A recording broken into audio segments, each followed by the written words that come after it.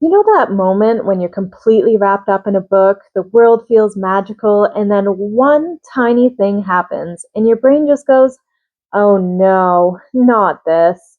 And suddenly you're side eyeing the pages thinking, I will forgive you, but only this once. If you've ever kept reading while feeling mildly offended, but still in love with the story, this video is for you. Hello, and welcome to Whispers of Whimsy, where literature comes to life one conversation at a time. Here we dive into romance, fantasy, adventure, and magical stories that invite us to escape into something extraordinary.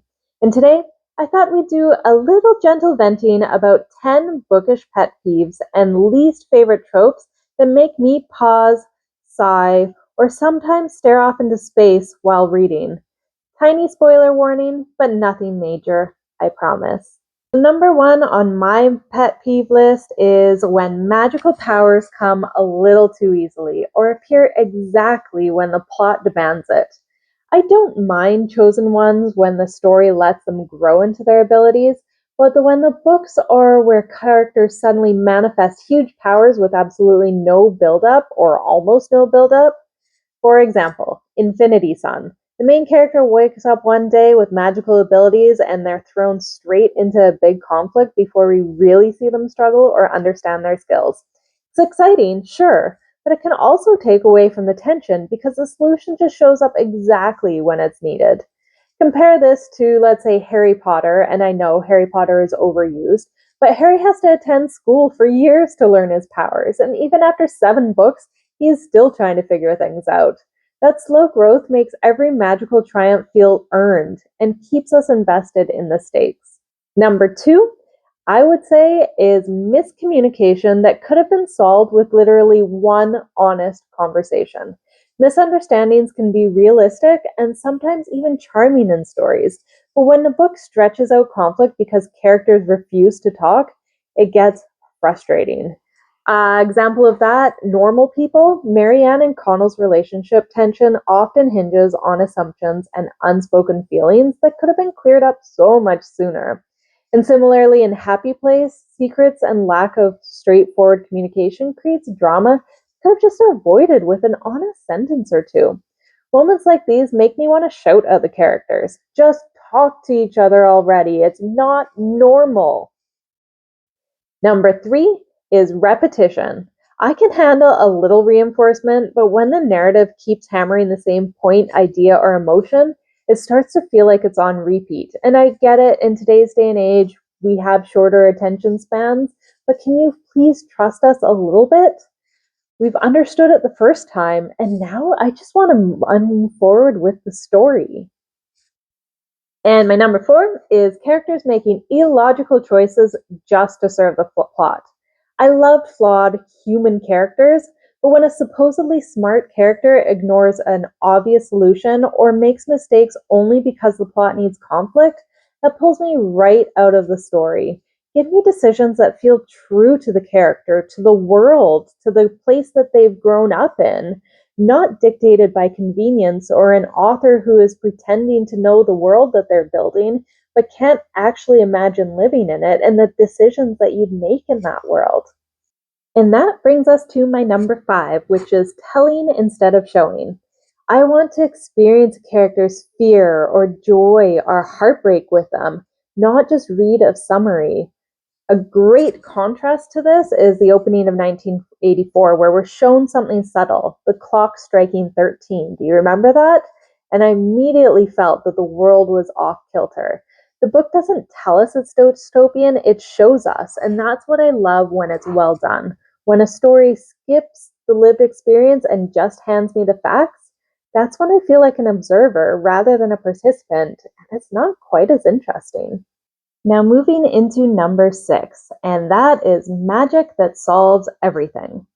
I adore clever magical systems, but when the huge problem is suddenly fixed by a magical twist that wasn't clearly set up earlier, it can take away from the tension because it feels like the conflict just got swept under the rug. A recent example of this that people still talk about is Brent Weeks' Lightbringer series, especially in the final book, The Burning White. where major plot threads are resolved through dramatic magical forces that feel like they weren't strongly foreshadowed. And it just kind of flips the situation at the climax, and it feels like the story just kind of ends on a flat note. Compare that to stories where the magic system is tightly defined, with clear costs and limitations, and where characters have to work to solve problems with what they've learned. That's when the magical conflict feels rewarding and satisfying, and not like it's a quick fix. And yes, I can't not mention this. The eagles in The Lord of the Rings swooping in to save Frodo and Sam at the end. Every time I read it, it pulls me out of the tension a little bit, even though I'm so relieved that they're saved. I have read this series 3 times, and each time I think, well, that's one way to resolve everything and tie it up with a pretty bow, I suppose. All right, now number 7 is the return from the dead trope. Death is supposed to carry weight, but when a character dies and comes back too easily, it can undercut the emotional impact. Done thoughtfully, it's fine, but when it's overused, it feels manipulative, like the author is just playing with our emotions. I'll give a brief nod over to the Shadowhunter Chronicles and say no more about it in order to avoid spoilers.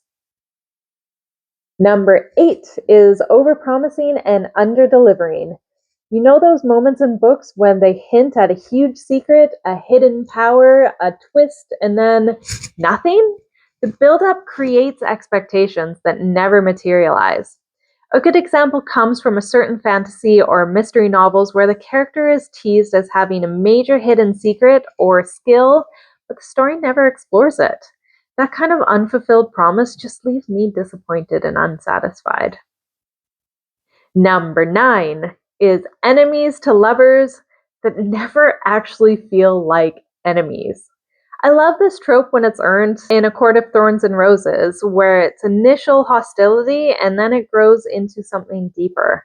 But sometimes the hate is really just light teasing or mild irritation, and then suddenly they're romantically involved. Without real conflict, the payoff doesn't land. Or on the other side of it, people do such horribly atrocious things, and then suddenly all is forgiven because they're so attractive and they had their reasons. I'm just going to ignore how they treated me. And lastly, number 10 is standalones that get stretched into unnecessary series. Some stories end beautifully, fully wrapped up. When the sequel appears, they don't meaningfully expand the world or deepen the themes, or worse, they dilute the original story. It can feel like an unwanted and unwelcome return to a world we'd already closed the book on. I want more, but only when it's truly worth the return, and not just because the author is suddenly successful and wants to build more. I say all of this with love because even with these pet peeves, reading is still my favorite place to be. Now I want to hear from you. What's one book trope you could happily live without? Drop it in the comments. And if you enjoy cozy conversations about magical worlds, adventures, and storytelling, you're always welcome here at the Whispers of Whimsy.